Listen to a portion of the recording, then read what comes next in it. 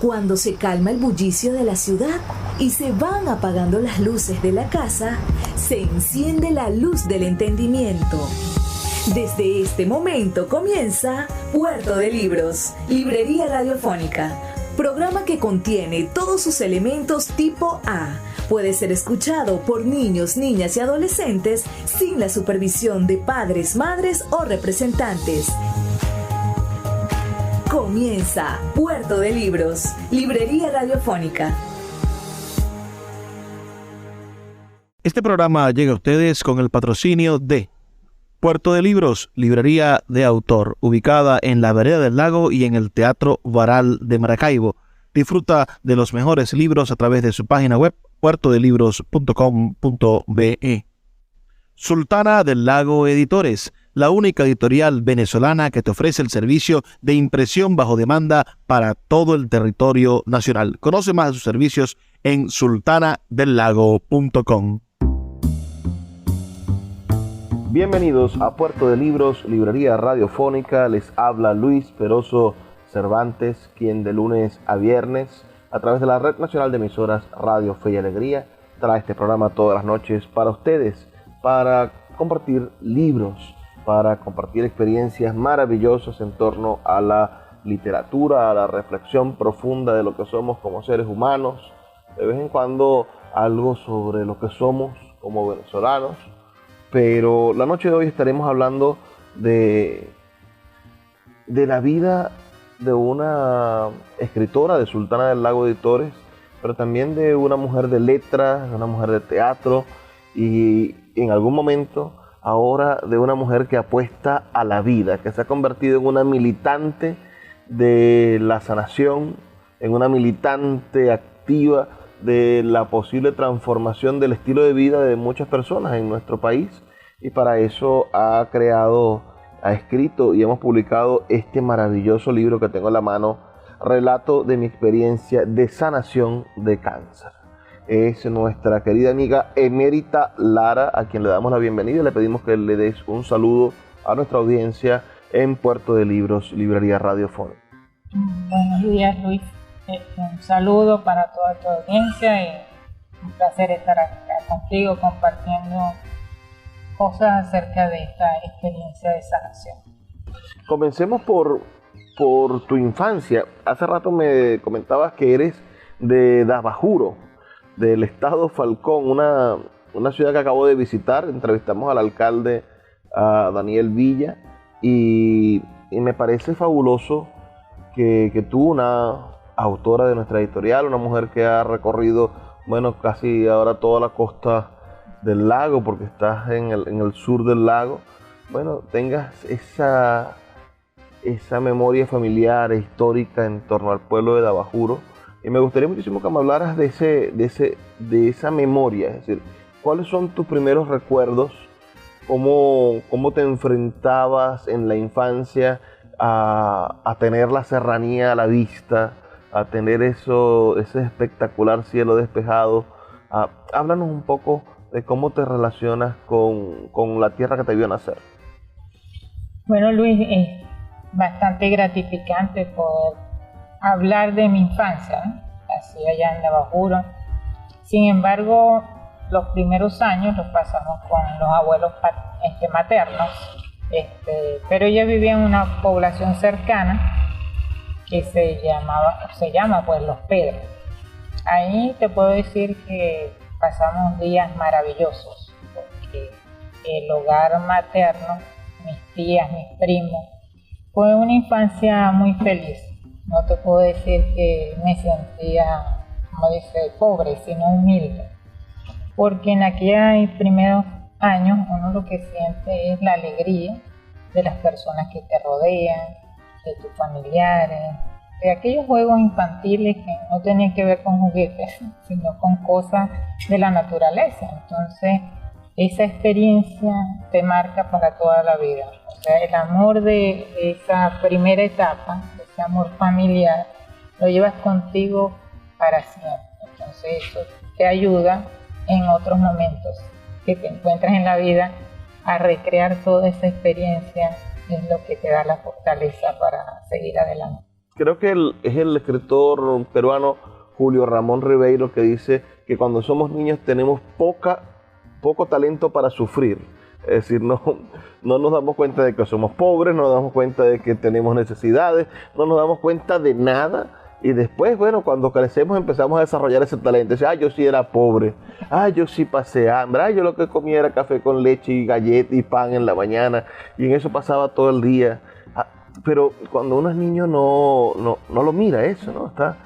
Está arrobado por el amor de los padres, cuando están los padres, y si no por el amor de cualquier pizca de amor se convierte en un oasis de felicidad, en un encuentro con nosotros mismos, que es lo importante. Mira, tú eres licenciada en letras. Ahora, ¿cómo llegaron los libros a tu vida? ¿Cuáles fueron tus primeras lecturas? ¿Cómo te enamoraste del mundo de los libros? Bueno, al salir mi hermana de bachillerato de allá de Dabajuro, volvimos de ese caserío, regresamos a Dabajuro porque ella quería estudiar bachillerato y allá en esa población no había. Entonces nos volvimos al pueblo donde nacimos y ella estudió bachillerato. Termina el bachillerato y me dice que la acompañe a Maracaibo para ella estudiar en la universidad y yo el bachillerato. Entonces esa travesía duró 5 años de ir y venir porque la situación de aquel momento tampoco era fácil para unas personas que quieren superarse, ¿no? Y en esa travesía de ir y venir, de estudiar en el bachillerato, yo comenzaba a leer, ya con aquel interés, los fragmentos de las novelas, los cuentos, ya me llamaban la atención.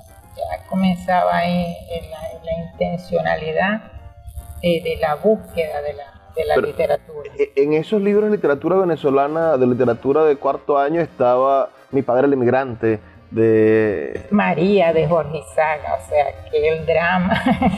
Entonces todas esas historias, yo tengo esa particularidad de un poco de visualizar. Y en una de esas tantas mudanzas de lugar, llegamos a un sitio donde se habían llevado los estantes y habían dejado los libros. Y para mí fue muy emocionante comenzar a leer una cantidad de literatura que al final decidí, voy a estudiar letras. Pasé por la escuela de letras y me enamoré. Los profesores que tuve fueron excelentes. La primera profesora que me recibió fue la profesora Berta Vega, con un taller maravilloso de iniciación profesional que se llamaba. A mí me fue muy mal con Berta. Yo no la quise, me parecía un ser humano malvado. No, fíjate que el taller, cuando yo lo vi, ella invitaba artistas. Entonces, si teníamos, hoy vamos a hacer un ensayo sobre música, invitaba a un músico. Hoy vamos a hacer un ensayo sobre artes plásticas, invitaba a un artista plástico. Y eso para mí era extraordinario, porque escribir sobre la misma experiencia de la persona que está ahí, o sea, me fascinaba. Y así poco a poco otros profesores fueron, la profesora Ana Arenas influyó mucho en mí, sobre todo en la parte que ella daba literatura. Ella tenía el Instituto de Investigaciones Literarias, yo me sumé con ella a muchos eventos que organizaba el profesor Carlos y Demar Pérez. Me enamoró a través de Historia del Teatro, que a la larga se convirtió en mi tesis de grado, porque creé un grupo de teatro porque no concebía la idea de que en la Facultad de Humanidades no hubiese teatro. Y el grupo fue estable a través de la dirección de creación, y eso para mí me marcó. Y también marcó a los muchachos que me acompañaron en aquel momento, que todavía siguen haciendo actividades en la parte cultural y artística. O sea, estudiaste letras en los años 90. Sí, terminé en el 98. Terminaste en el 98.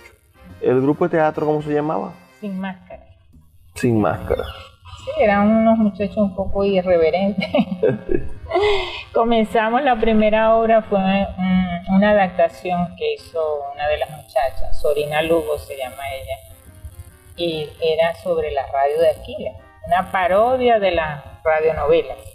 Entonces era una cosa muy, muy divertida.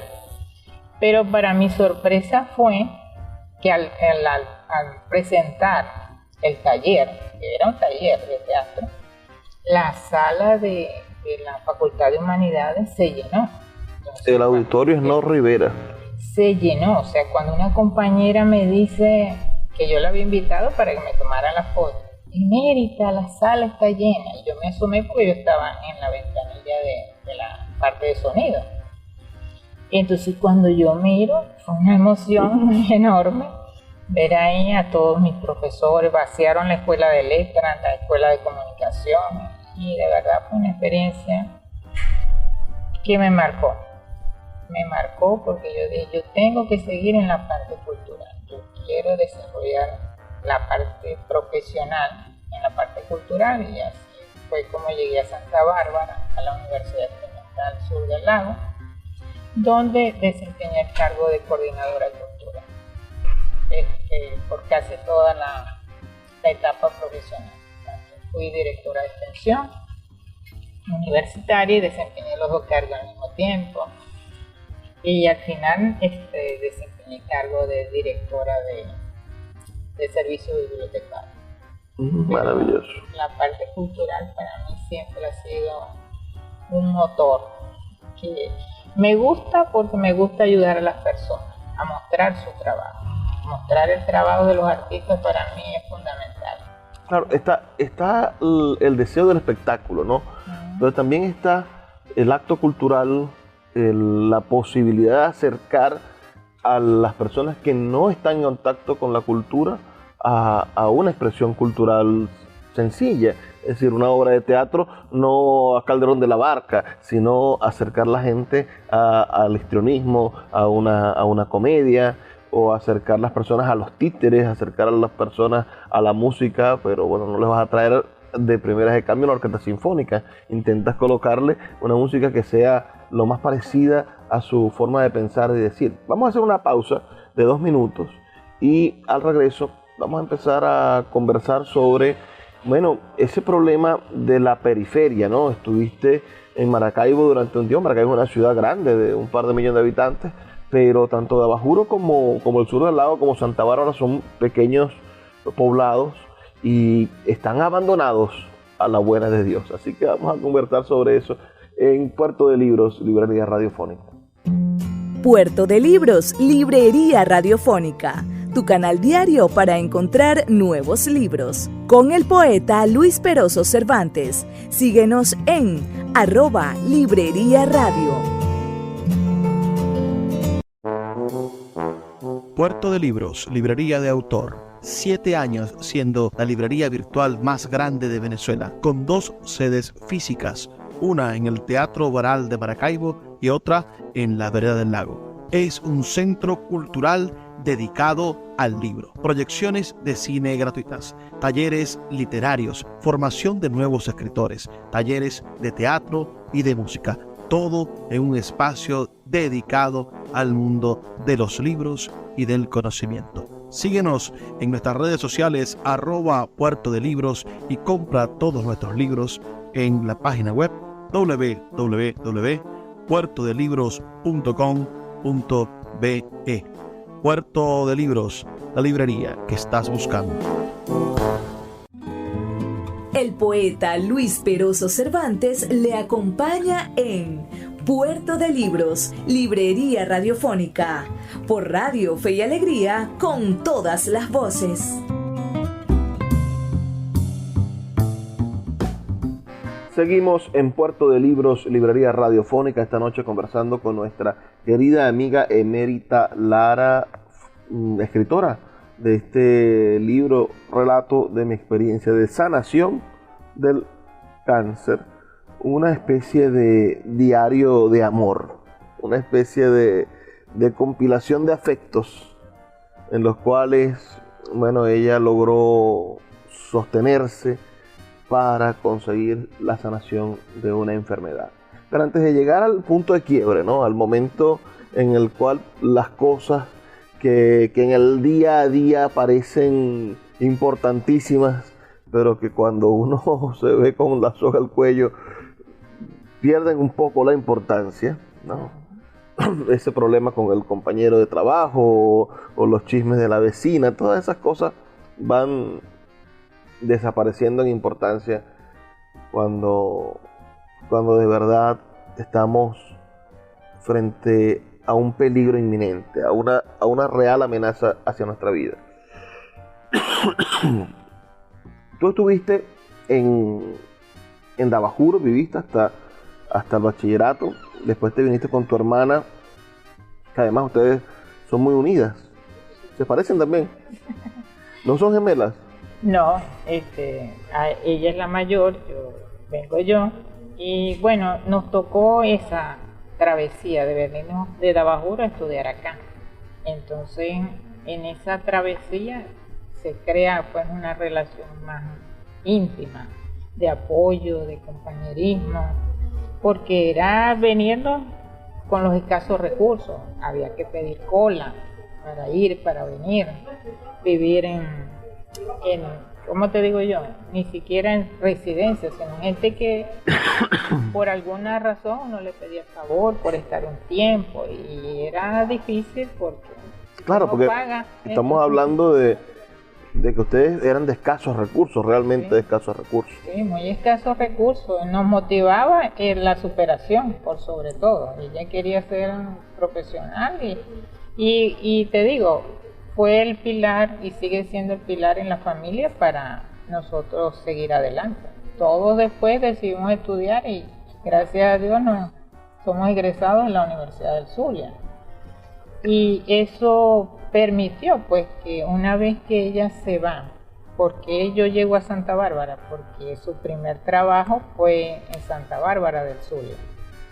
Luego ella se viene a trabajar en Panorama, por X circunstancias vuelve a salir de Panorama, regresa a Santa Bárbara, pero a trabajar en la Universidad Experimental Sur del Lago, y me dice que está esta disponibilidad de... O sea que tu hermana siempre ha marcado Sí.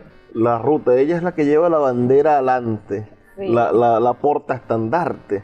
Sí, porque de alguna manera, bueno, tiene ese liderazgo en nosotros y ha sido una persona muy consecuente con todos nosotros por igual. Y bueno, yo decidí ir hasta allá, me entrevisté con el rector, él vio todo el trabajo que yo había hecho y bueno, quedé ahí trabajando. Luego ella sale de Santa Bárbara y yo me quedo allá sola. Mira, yo siento que Venezuela ha sido muy injusta con los pueblos. Es decir, allí hay una forma de ser venezolano que es completamente diferente a la que vive el de Maracaibo, el de Barquisimeto, el de Valencia, el de Caracas, hasta el de Maracay. Es decir, los conos urbanos tienen sus posibilidades, tienen sus liceos, tienen sus universidades, tienen un montón de formas de relacionarse con la existencia y con la pertenencia al país, que cuando uno va a un pueblo, cuando uno va a la Villa del Rosario, cuando uno va a Santa Bárbara del Zulia, cuando uno va a Dabajuro, acabo de llegar de Dabajuro como te digo, o se va quizá a otro pueblo, se va al Venado, ¿no? Así a cualquiera de estos pueblos que tienen 100 años, 200 años de haberse fundado, se da cuenta del olvido en el cual se encuentran los pueblos y cómo cada cosa, bien sea una plaza, bien sea un ambulatorio, son sin duda esfuerzos, luchas épicas para arrancarle lo que es justicia a quienes injustamente no lo distribuyen las riquezas hacia los pueblos. ¿Cómo viviste esos años? Imagino que fuiste a Santa Bárbara en el 2000, del 2000 en adelante. ¿Cómo viviste esa transformación? Y me gustaría preguntarte por el proceso revolucionario, digamos, entre comillas, que quizás no está documentado eso. Es decir, realmente el chavismo está sembrado en el corazón de la gente de los pueblos porque atendió a los pueblos, o sencillamente, bueno, los pueblos siguen estando en la misma desidia y fueron víctimas de otro engaño más, así como cuando llegaron los adecos con su comparsa. Bueno, te puedo comentar que en la Universidad Experimental Sur del Lago es nacional porque Chávez la decretó. como nacional experimental. Eso fue una ventaja en el sur del lago. Ese hecho hizo la diferencia en cuanto al desarrollo que se pudo hacer dentro de la parte de extensión universitaria donde yo estuve. Que el pueblo no tenía o carecía de muchas cosas, es obvio por aquella época. No habían espacios para desarrollo cultural, para nada. O sea, de hecho yo cuando llegué a la universidad me dijeron, ese es el centro cultural. Y era un galpón totalmente abandonado. ¿Qué hice yo para que ese galpón se transformara en un espacio cultural? Se transformó a través de la iniciativa de llevar para allá el Festival Internacional de Teatro, que al iniciar ese proyecto y ver tanta presencia cultural, a mí me tocó hacer eventos en el estadio, hacer eventos en plaza, hacer eventos en un espacio que era un centro cívico. ¿Por qué? Porque no habían las condiciones. Entonces, la universidad hacer presencia dentro de la comunidad, se logra ese esfuerzo. Más adelante se pudo establecer una relación alcaldía-universidad, que tuvo un aliado que es hoy por hoy un gran amigo. Y entre la alcaldía y la universidad se pudo lograr. Incluso nosotros creamos el núcleo de la Orquesta Sinfónica allá, en Santa Bárbara, que era una cosa como Santa Bárbara, con un núcleo de la orquesta, si tenías que venir a Maracaibo para poder hablar con el coordinador. Entonces decidimos hacerlo a través de Mérida, nos quedaba más cerca, 2 horas queda Mérida, entonces vamos a apoyarnos con la gente del Vigía y los profesores de Mérida. Y así lo logré, si se quiere, un fenómeno, la formación de todos los músicos y la dotación de instrumentos. La universidad dio la mitad y la mitad la dio la alcaldía. Qué importante y qué cambio tan significativo que exista una universidad que tenga sus rectores y tenga sus autoridades en el mismo sitio, ¿no? Pues sé que la Universidad del Zulia puede tener un núcleo en el sur del lago, pero no es lo mismo tener al rector a 8 horas de distancia que tenerlo allí y sentir los problemas y tomar las decisiones. Todo lo que puede significar una transformación social a partir de tener los ojos de los académicos en base a las realidades que están compartiendo.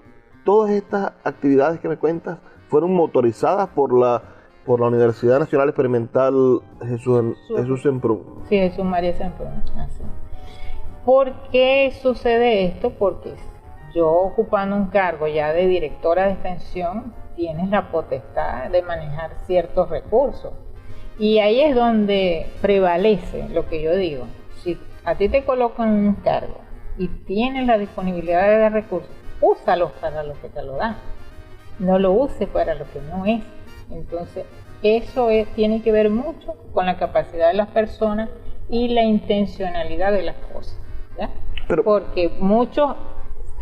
quiero acotar, anterior a mí había otros directores de extensión, o sea, yo no era la primera, me habían sucedido una cantidad de personas. Cuando yo llegué allá solamente había música, yo creé teatro, creé danza, motivé a artistas plásticos, hice exposiciones, llevé a artistas plásticos de acá, o sea, es la capacidad o la intencionalidad que tú tengas de desarrollar un trabajo cultural. Entonces eso hace la diferencia. Eso fue un boom porque había recursos, pero cuando no había recursos también lo hicimos. Las universidades experimentales tienen el bemol de que los rectores son nombrados por el ministro. Sí. Convierten a las universidades en algún momento, a las universidades experimentales, en organizaciones políticas, ¿no? Terminan siendo nombrados los rectores más que por su valía académica, por algún interés político, por algún amiguismo. ¿Viviste en el momento en el que trabajaste en la Universidad Nacional Experimental Jesús María Semprún, algún tipo de experiencia donde se impusiera la dedocracia frente a la meritocracia? Bueno, hubo situaciones, pero como te digo, la idea es salvar esas situaciones, no enfrascarte en que si un director me decía no se puede, yo buscaba la vuelta para hacerlo de otra manera.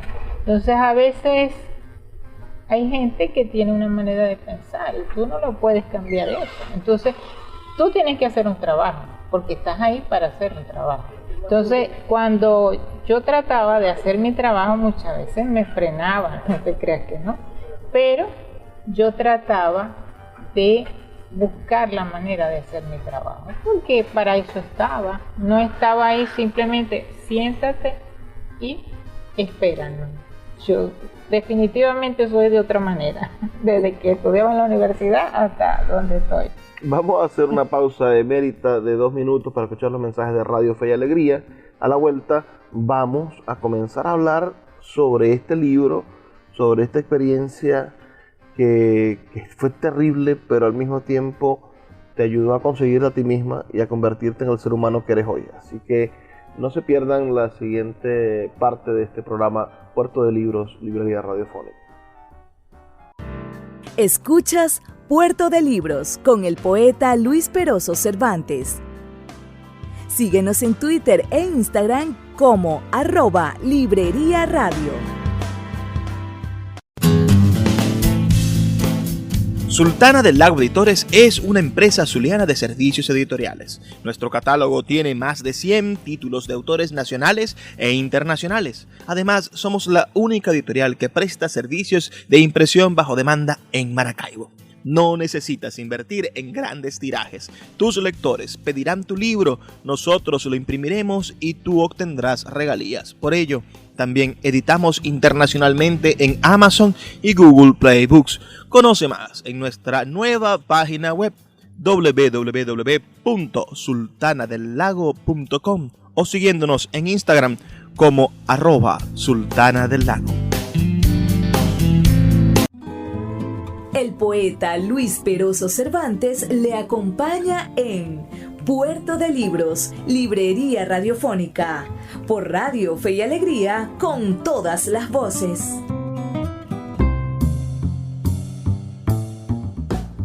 Seguimos en Puerto de Libros, Librería Radiofónica, esta noche conversando con nuestra amiga emérita Lara, autora de Relato de mi experiencia de sanación de cáncer.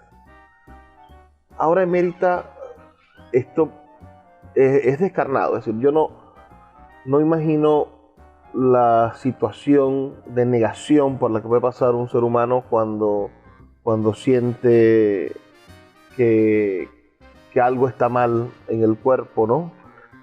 Primero hay que pasar por un proceso de aceptación, es decir, el simple hecho de ir al médico a verse, aunque hay gente que se va a ver al médico todo el tiempo sin necesidad, ¿no? Tiene una tos y va y se va a ver, pero la mayoría de las personas, creo yo, que antes de ir a pedir ayuda tienen que entender que necesitan ayuda.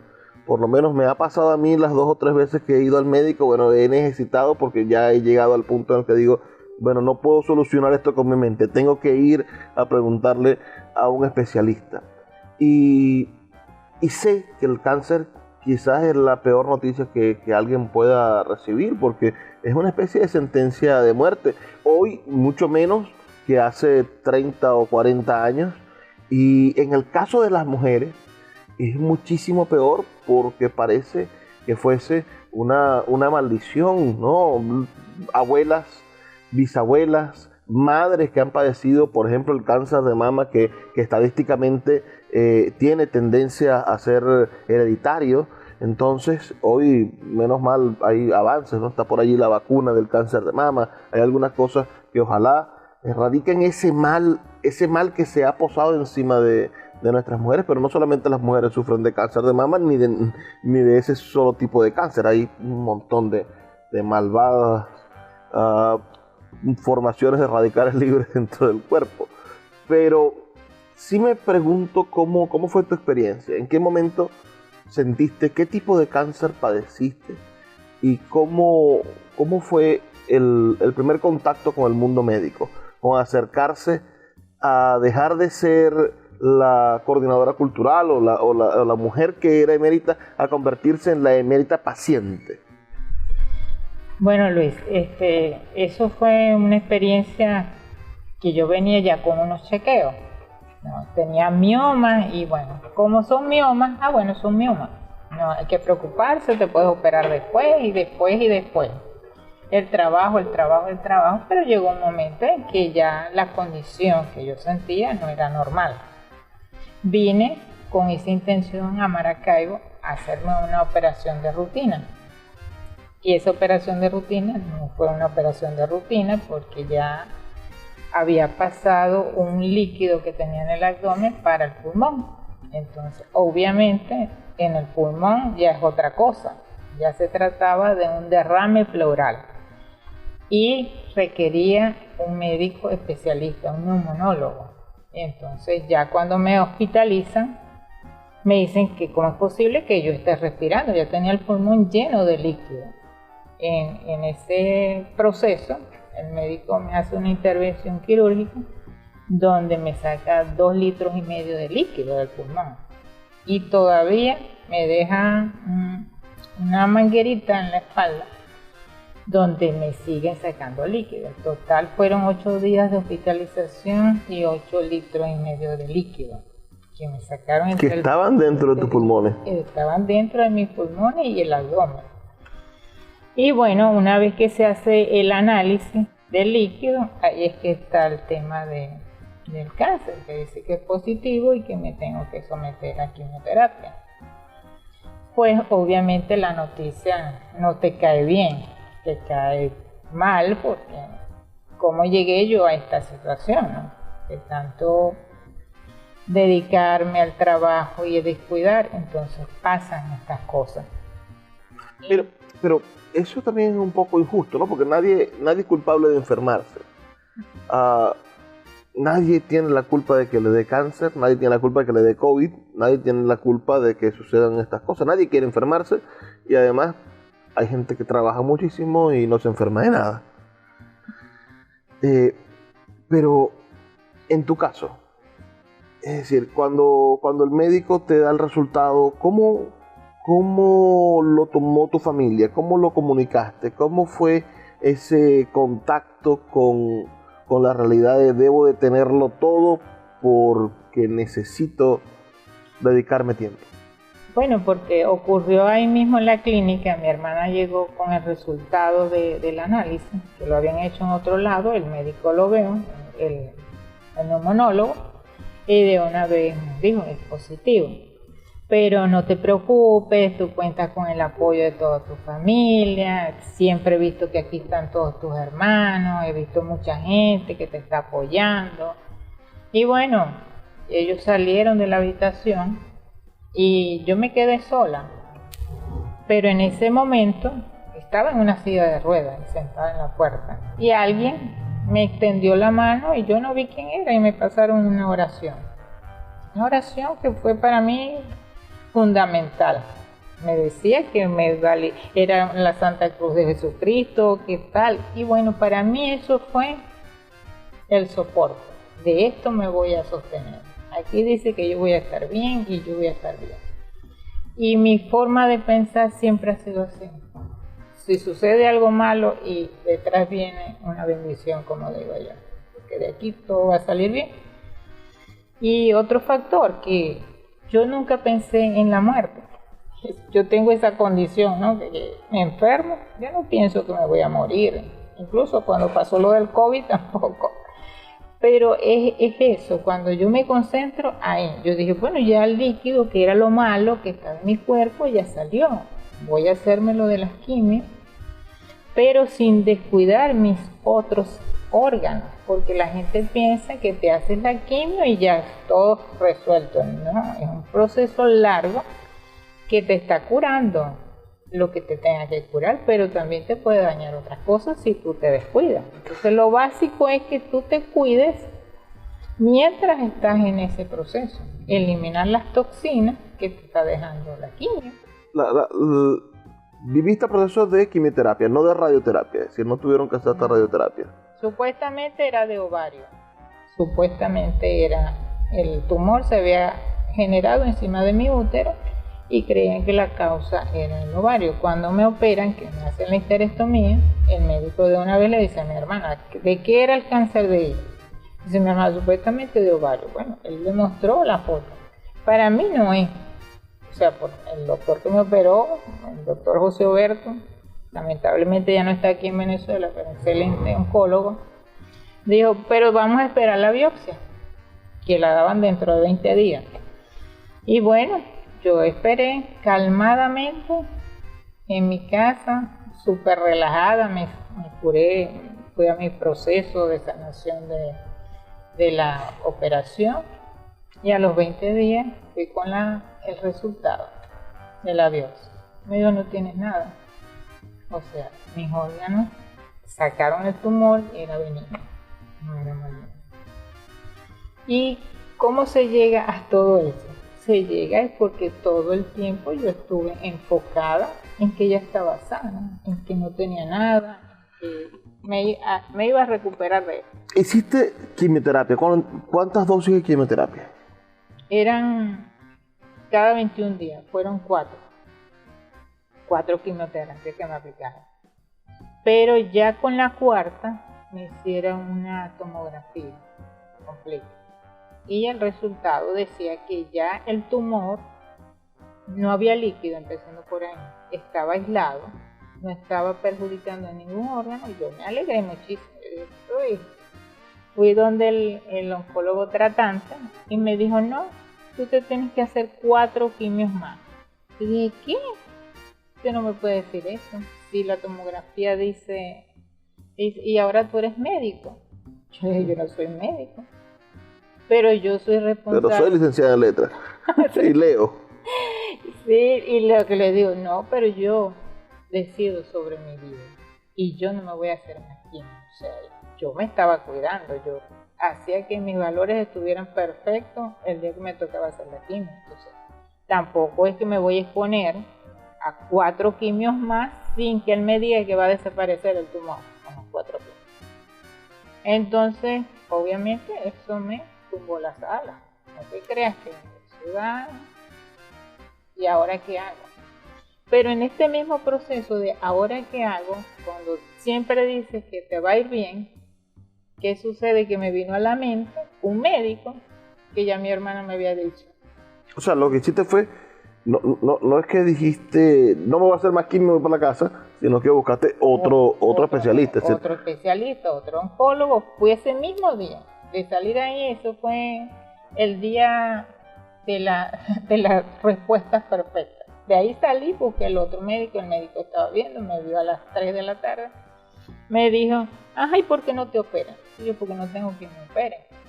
Entonces, ajá, ¿y a quién me recomienda usted? Me nombró uno, yo le dije, no, ya con ese fui, nada que ver.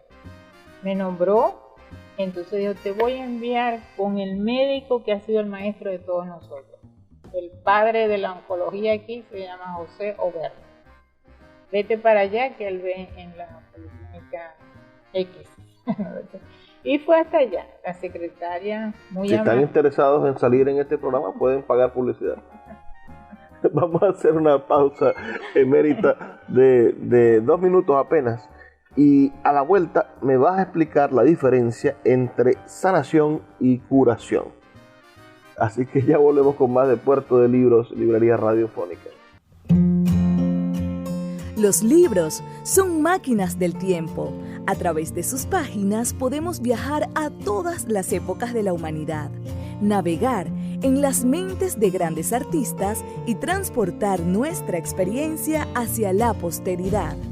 De lunes a viernes puedes abordar una embarcación de papel en Puerto de Libros, Librería Radiofónica, producido y conducido por el poeta Luis Peroso Cervantes. Un programa dedicado al maravilloso mundo de la lectura, la cultura y la intelectualidad, por Radio Fe y Alegría, con todas las voces. El poeta Luis Peroso Cervantes le acompaña en Puerto de Libros, Librería Radiofónica, por Radio Fe y Alegría, con todas las voces.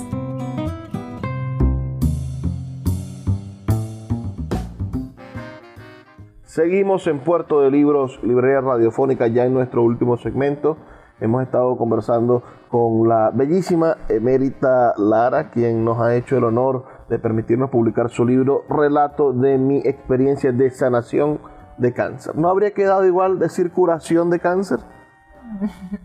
No, porque yo creo que yo trabajé, estaba consciente de que me estaba ocurriendo algo. Indiscutiblemente tú te enfermas porque algo ocurrió. Pero entendí que había que haber una sanación espiritual, emocional, para que ocurriera la sanación física. Entonces eso fue otro proceso.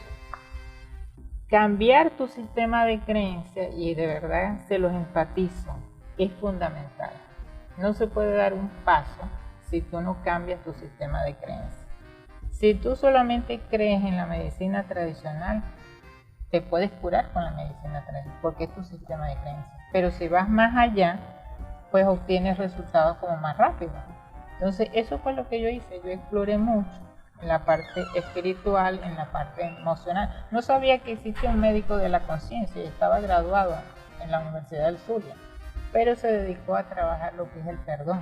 Que la gente cree que el perdón no tiene valor, sí, tiene mucho valor.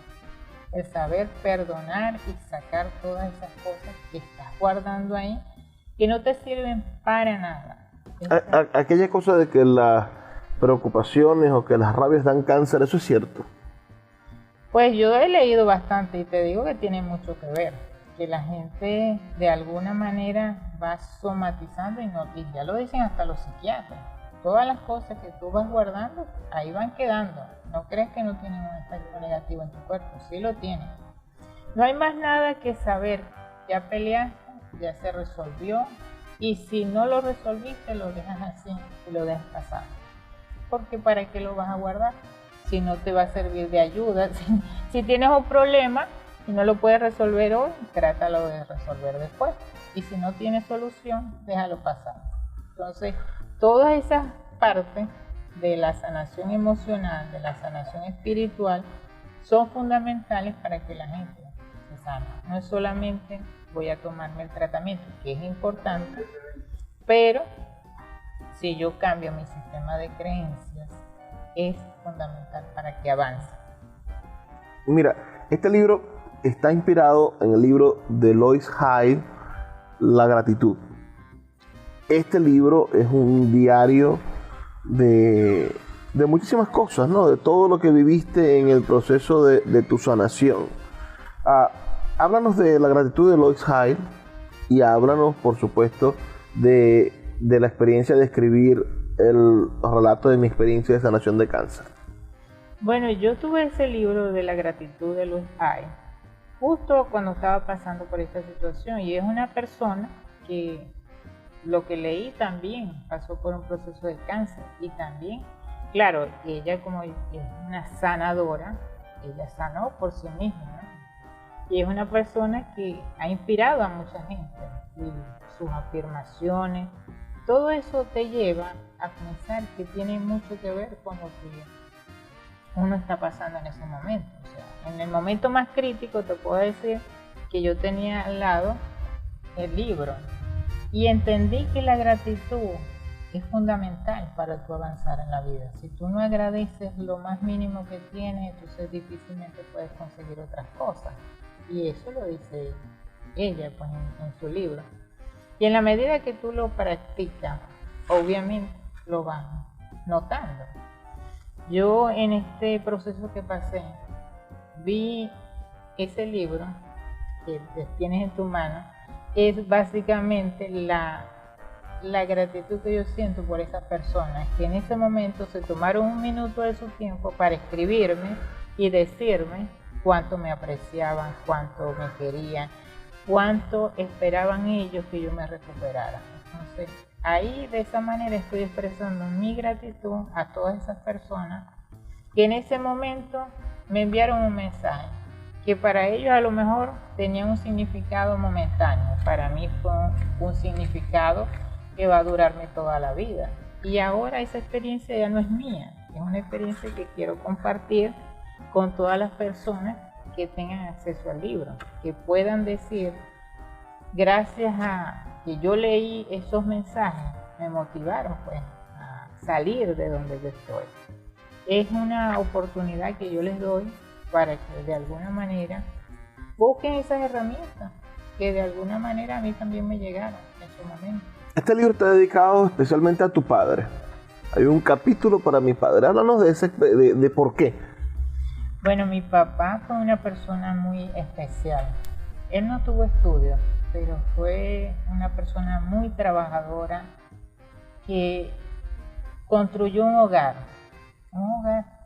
así de simple. Mi papá no era una especie de comunicador, era una persona que se relacionaba con todo y de alguna manera improvisaba poemas y la gente se reía y yo lo veía que él era una persona tan jocosa, tan comunicativa, tan trabajadora, y eso era lo que nos inspiraba a nosotros a seguir adelante, porque una persona que, a pesar de no tener, él era obrero, conseguía trabajo aquí y allá, pero nunca lo vi quejándose de que no tenía para llevar un sustento a su casa. Siempre nosotros tuvimos un sustento en nuestra casa y de verdad que mi gratitud con él va a ser infinita y por eso quise mencionarlo en el libro, al igual que mi mamá. Él falleció ya hace 30 y tantos años, pero siempre está en mi corazón.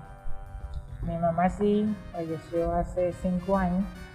Sin embargo, fue una guerrera que estuvo a nuestro lado todo el tiempo que nosotros la necesitamos y de verdad que también para ella dedico el libro porque el amor de los padres es indescriptible para nosotros, poder transmitirle a los demás lo que nosotros sentimos. Cada mensaje que recibes en ese periodo y que están aquí acotados junto a la especie de bitácora diaria, tú lo llamas bendiciones. Sí, yo creo que si tú no ves la vida como bendiciones, difícilmente puedas ver más allá. O sea, el solo hecho de despertarte hoy es una bendición. El solo hecho de valerte por ti mismo. Que la gente no le da importancia que puedes ver, puedes caminar, puedes valerte por ti mismo.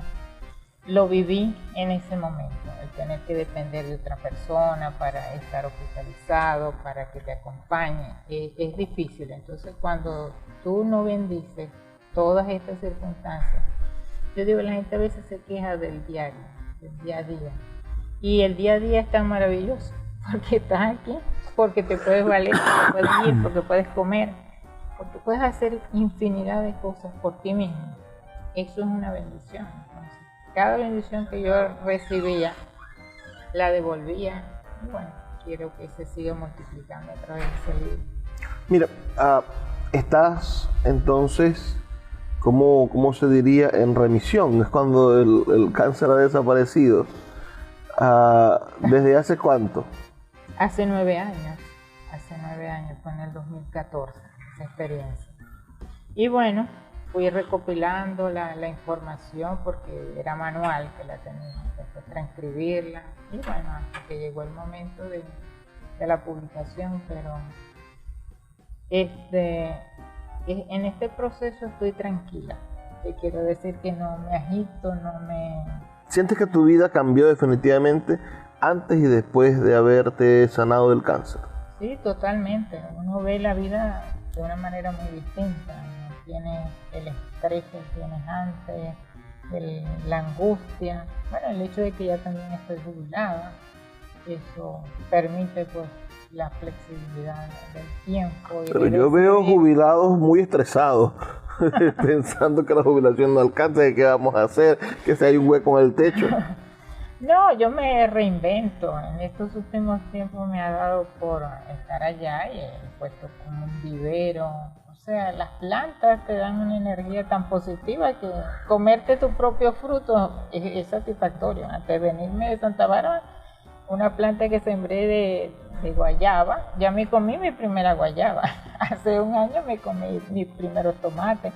O sea, la gente tiene que entender que tienes que sembrar en el área que sea. Si tú siembras, recoges. Si tú no siembras nada, obviamente no vas a recoger nada. Entonces ahorita estoy también escribiendo unos relatos cortos. De todas estas experiencias he decidido comenzar a escribir relatos cortos en la parte literaria. Pues. El cáncer sigue llevándose a mucha gente. Todos los días tenemos noticias trágicas de amigos, familiares, vecinos que están padeciendo esta enfermedad. ¿Qué podría una persona con ese diagnóstico conseguir en este libro? ¿Lo recomiendas para que lo lean los familiares, para que lo lean los pacientes? ¿De qué manera ayuda tu libro a quien está pasando por esa terrible situación? Bueno, el libro le ayuda porque tanto a la familia, que se está tan afectada, como el mismo paciente, a que de alguna manera comience a revisarse, ¿verdad? A revisarse, porque si tú no te revisas interiormente y te pones a lamentarte, no consigues nada lamentándote. Hay que hacer una revisión interna de qué me pasó, por qué estoy pasando por esta situación y cómo puedo yo arreglar lo interno para que lo externo se dé. Te puedo contar que yo en ese tiempo, yo no me preocupaba si había dinero o no había dinero. Te puedo decir si yo sabía que cuánto tenía en la cuenta, no sé.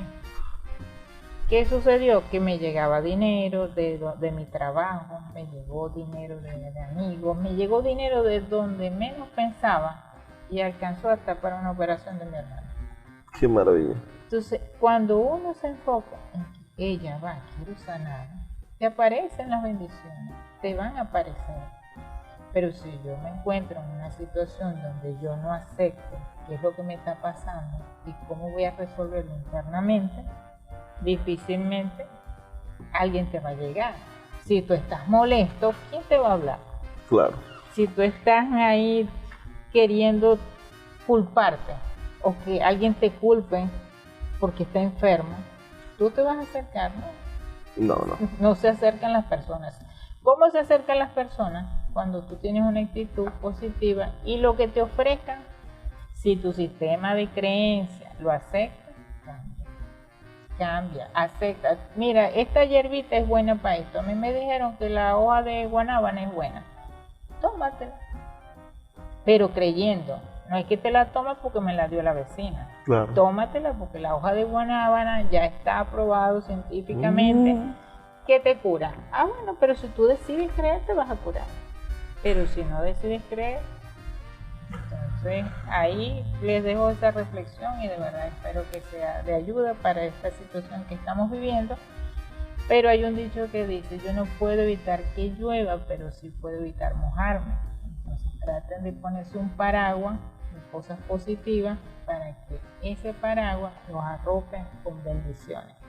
Amén. Bueno, señores, hemos estado conversando con Emérita Lara, nuestra querida autora de este libro, Relato de mi experiencia de sanación de cáncer, disponible en Amazon y en la librería Puerto de Libros del Teatro Baral y de la librería Puerto de Libros también de la Vereda del Lago. Pueden pedirlo por la página web de Puerto de Libros, puertodelibros.com.be, y muy pronto Emérita va a estar dictando talleres y charlas sobre este método de encontrarse, de revisar las creencias que tenemos y la manera en la cual poder afrontar procesos de sanación interna para conseguir la salud que quizás a veces se ve perturbada por nosotros mismos.